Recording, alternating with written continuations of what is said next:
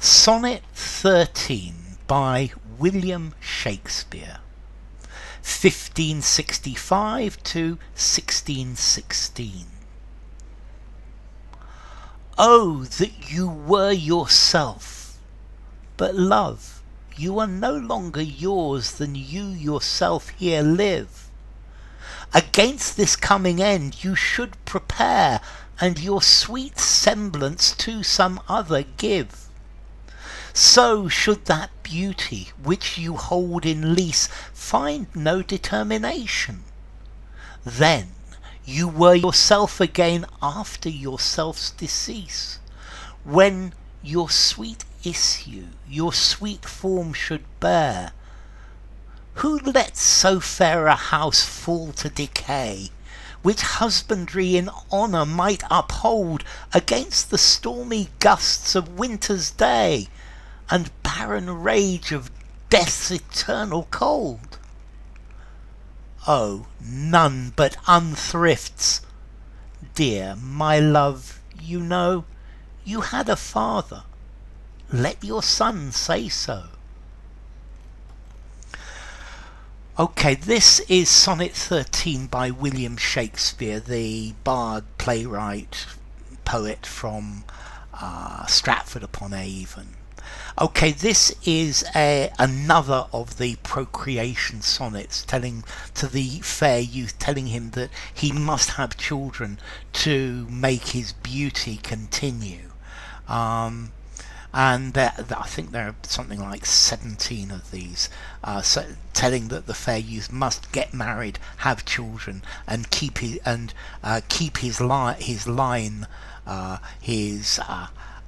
beauty alive for another generation. That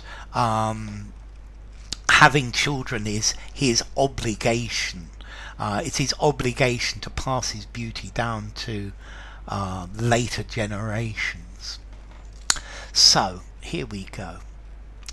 Oh, that you were yourself. So he's saying you're not yourself. But love, you are no longer yours than you yourself live here.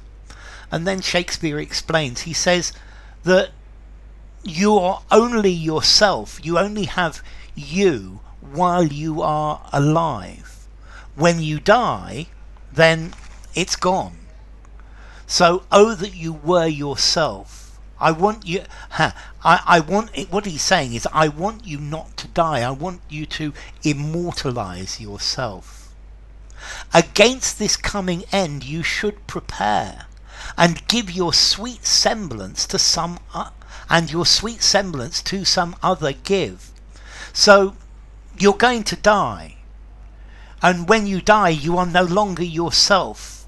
But you should prepare for this. And by preparing for this, he means you should give your genes to a child. You should give you should have a child. You should get married and have children. And this will keep your beauty and yourself alive. And that would mean that yourself or you would carry on over the generations. So should that beauty which you hold in lease find no determination. Because if you have a child, if you give your resemblance, your beauty to someone else, this is beauty that is only something that you rent, only something that you have for a short time. This is how you will stop it terminating. So determination here, termination. If you do that, then your beauty, which is temporary, will be kept alive. It will go down the generations.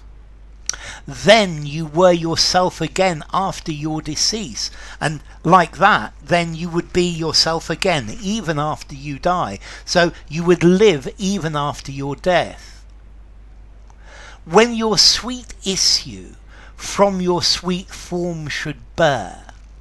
So when you have children, when you have issue, which are your own children, which come from your own self, then your children will continue to be you. Yourself will go down the generations.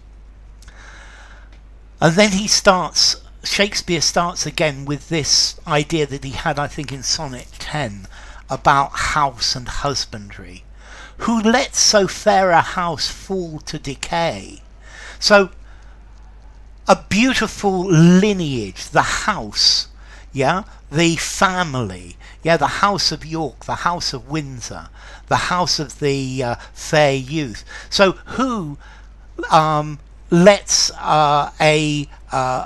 their lineage die out, where this is a lineage with such beauty, with such a wonderful lineage, which husbandry in honour might uphold?